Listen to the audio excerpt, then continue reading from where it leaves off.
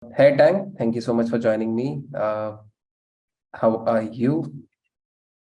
Yeah, I'm doing fine. How are you? I'm good as well. Thank you so much. For those of Yeah. you who do not know, my name is Prashant. I head customer success here at Appknox, and I've been part of Appknox for good 6 years now. Getting involved with customers on their day-to-day activities, on helping them solve their security-related concerns, be it related to mobile application, web applications, helping them build a strong posture and overall infrastructure for the security. Joining me is Mr. Tang today. He is one of our security. He works for a Cambodian commercial bank. He is a senior in the field, and he is he has over 10 years of experience in cybersecurity, ranging from auditing the custom BFSI clients to doing penetration testing, developments. He has all ranges of things in his bucket. He's one of the experts. And joining us today, we'll be talking about how mobile application security is the primary focus for Cambodian region. Over to you, Tang, if you can give us a short brief on what all things that you are working on, what are projects that are being Mm, mm. taken up at your side. Yes, thank you, Prashant, for the brief introduction. So, I think Prashant has mentioned it already. I have over 10 years of experience. So I'm currently work in a commercial bank, playing role as one of the senior management here for the cybersecurity. And some about of my qualification.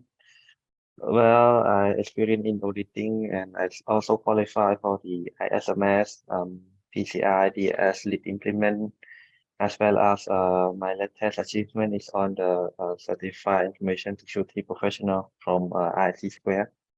So that is a latest achievement. So that is a brief about myself. Yep. Yeah, Tang, I think as we know, we wanted to have this discussion with you and understand, since you are a professional and a senior person in the field, wanted to understand and speak to you on the mobile application side of it. I, on day-to-day basis, Mm, interact with a lot of customers who are now shifting focus towards mobile application security. I remember early let's say probably 5 years ago when I would interact with customers and all that, they would always focus towards web application, or they would mm, be focused towards server side scanning and all that. Mobile was not such a central focus of their concern, but now the landscape is shifting, and I interact with enterprises, be it from the BFSI sector, be it from e-commerce and other industries. Everybody's focused towards mobile application security, and uh, they want that their mobile application is as secure as their other areas. With the constant growth in the number of mobile application users mm, and the their mobile application for each of their different services and products, I think it has now come on the top of the priority for everybody to have mobile application security as there. Do you think the same thing is being reflected right now at Cambodia? Like, how are things there in that region? Is mobile application security a priority for everybody, or is it catching up, or how are things right now? Yep. You are definitely right on that part. The mobile security. Actually, the mobile app as a whole is uh, rapidly increased. I would say it would be strange or weird that you don't have a mobile app if you are running a business. Almost everything you run on the mobile app, and some of the business actually rely on the mobile app to operate. So this is no strange, and it is especially true during the recent breakout of the COVID, where everyone is must stay at home doing the self quarantine. They cannot go to work. They cannot purchase the grocery, for example. So Yeah. this is where the mobile app come into place. Yep. So yep, you are definitely right. And the security is also shifting. So uh, I believe everyone at least have at least one or two mobile in themselves. Some of them may prefer Android or iOS or whatever. It's more or less smartphone, right? I believe everyone have one at least. For myself, I have two. So Yeah. yeah, so that is one of the concern, and it is relatively young for the industry, especially for the Cambodia, comparing to neighboring country, where the technology and the implementation is more advanced than Cambodia nowadays. Mm. Yeah. Makes sense. I think it is the case. Do you what according to you are do you think are like say top two challenges in Mm. the in terms of mobile application security, and do you think they have been there persistently for over the years, or there's something new that has been arising with the changing landscape? Uh, Yes. just to that. Yep. Actually, it's a good question. So, if we are looking for at the neighboring country beside Cambodia, it's maybe a different story. But for the Cambodia landscape, I would say first thing, the first challenge that we are facing in the past few years until nowadays still are challenging is on the app resiliency. So, what do I mean by that? So, uh, it's a complicating. So for the web, we are used to following the traditional way, uh, uh, more or less the same for the mobile, but the difference is on the platform itself, the processing power, and how the architecture is done, right? Yeah. So for the app resiliency for Cambodia in particular, in the past few years, the people is not very knowledgeable, I would say.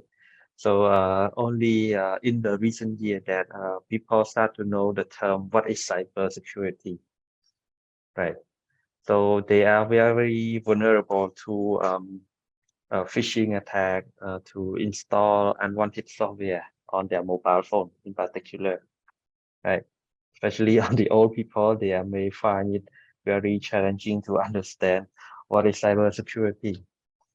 So it is up to the company that we do not rely on the human factor. Yep. So having said that, we need to implement the control. Like we need to enforce the uh, MFA. We need to enforce the secure data storage. We need to enforce uh, to protect the app itself from reverse engineering, from hacking, from swishing. Maybe because we cannot control what are on the customer mobile, right? They may accidentally install a malware from the internet to their mobile phone. They don't know, Yeah. and they maybe accidentally download the app from the Play Store, App Store. But let's be real, we've seen the incident that some app is malicious or is available on the Play Store or the App Store, and there's there's I mean like from the customer view, they don't see it, they don't know it. It just stay there, listen and capturing for the activity. So it's up to us as a enterprise company, commercial that protect the app.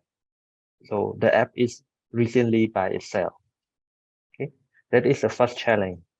Yeah. So in order to be that, they have to go through a lot of process. Like in the early life cycle, they may go through um, static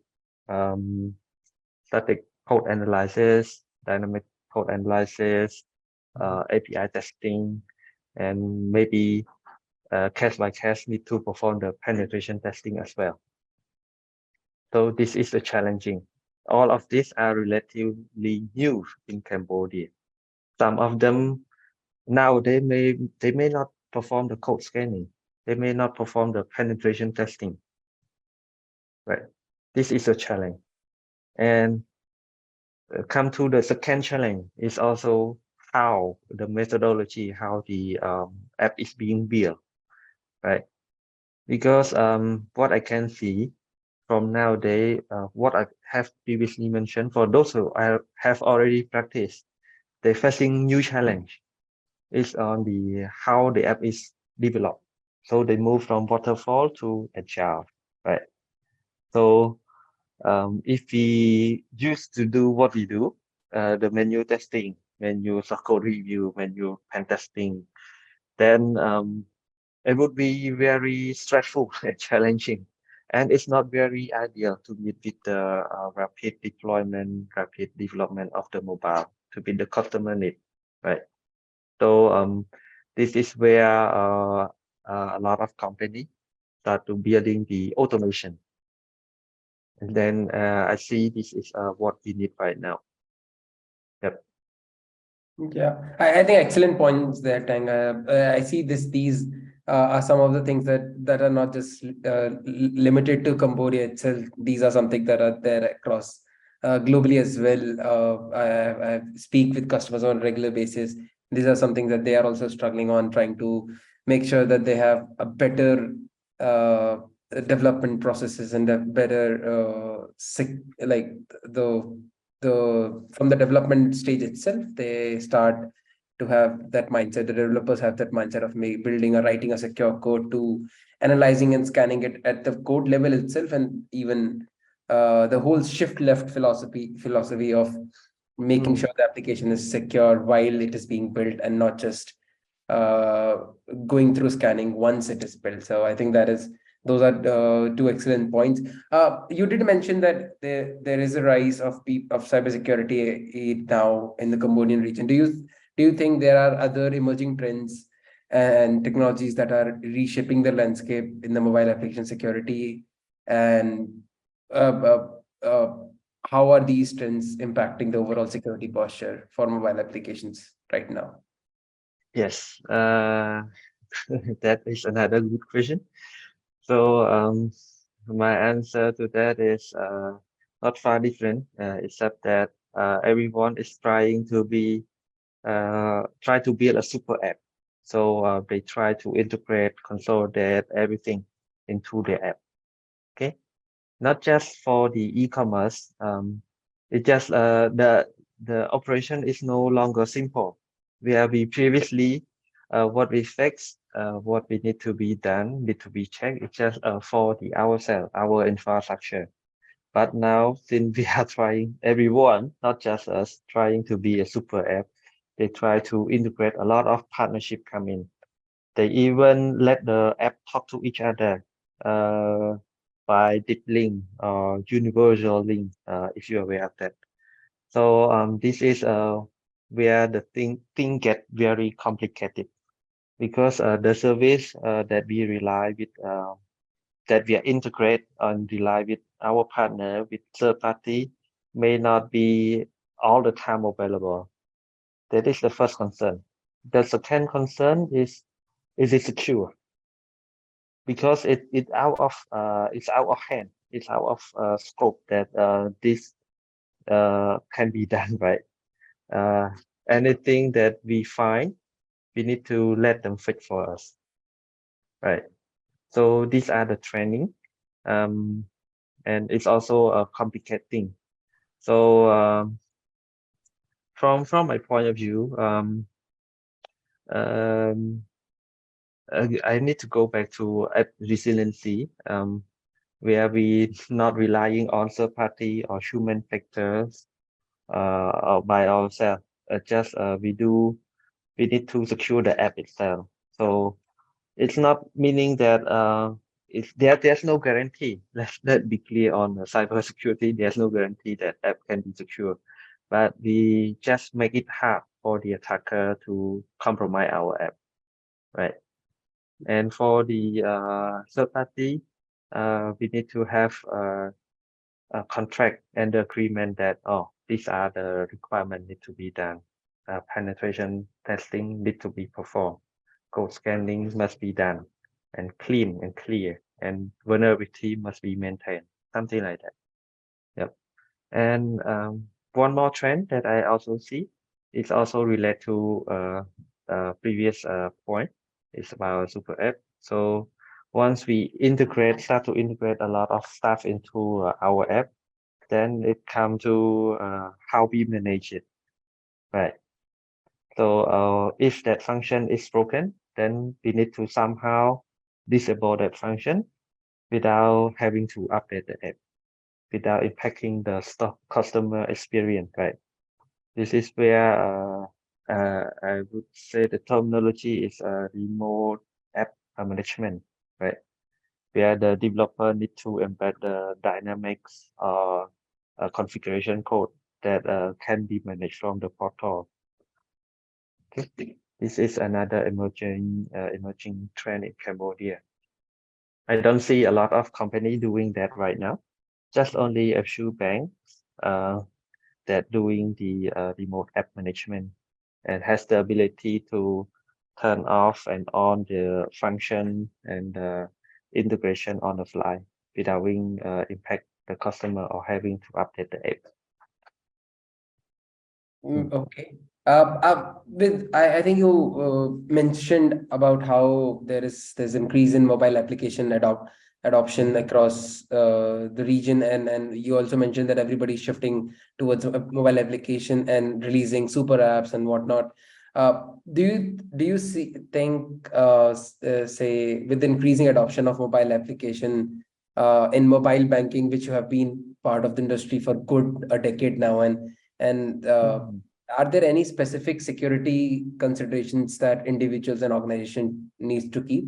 Like what do you think are some of the things that are unavoidable that everybody should uh, have focus on it in their while they're building it?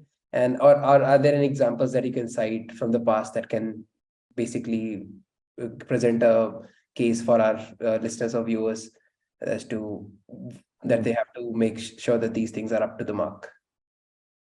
Yes, I would say there's no single medicine to fit all. So I will start with the term. I think it's very commonly known. We build everything based on people, process, and technology. So these are the three pillars that we need to tackle. Okay. So for the people, what do I mean by that? I mean the developer is no longer just making work. That is in the past. Mhm. Now, developer need to make things work and make it secure. So secure coding must be in place. Okay. So training must be provided to the to the developer, and at the same time, we need the tool to audit and monitoring that. Okay, that is on the first thing. And there's a lot of good framework, and the most well-known one is on the OWASP. Yes, and the OWASP top 10 give a good example. And actually, they have a very specific OWASP mobile app security that just branch out from the origin of OWASP top 10. They focus solely on the mobile security. This is where you can start a good start if you have no idea to start. Okay, and that is the first thing. And the process is how we enforce this. So the process we need to integrate the security into the development life cycle, right? That's why there's new terminology come out. It's just no longer development operation. It's now become DevSecOps, right? Yeah. So this is where the security come in. They will do the checking, like I mentioned earlier. They will do the stock code review. They do the penetration testing, and additionally, they will do the continuously monitoring on the app. So if there's suspicious activity, then we need to take action immediately. Okay. Then how we deliver that and enforce that, of course, we that is where technology come in, right? Yeah. So that is the third element of this foundation. Okay. So the technology come in where the developer rely on the Git, right? I don't want to be specific. Rely on Git to store their code. It's basically their development life cycle is in the Git, right? And I think the well-known Git vendor have integrated this process into their Git already. There's no strain, right? So a lot of solution, I would say most, if not all, the Git have the ability to integrate with a third party to do the code scanning, code checking, and basic penetration testing. In some cases, they can also do the automate penetration testing, right? Yeah. Hmm. So this is where we need, right? And uh, I believe if you joining this webinar, Appknox is one of them, right? Yeah. Okay, it's for checking with Appknox. Okay, and go back to the incident. Unfortunately, in Cambodia, there's no central intelligence and no local regulation that you must report the incident to the any government body, right, or department or police or something like that. There's no such requirement. However, there as on public news, we see the recent case where the attacker get successfully withdraw 100K USD from the victim. So there's still some mystery in there. We don't know, but from my observation, is there could be a few things. First, somehow the impact is not minimized. So having said that, the most of the app are not implement the transaction control limit, right? So this also part of the just recent release uh, technology technology risk management guideline. We will we'll go back to that later, and where the transaction must be validated for the owner. Actually, they require multiple factor before that could be done, right? That is the first thing, and the second thing is on the uh, what do I say? KYC of the customer, because somehow the attacker can get the victim phone number. So Yeah. OTP is not really strong anymore, right? So this might be the root cause, yep, to this incident. Very, very interesting points.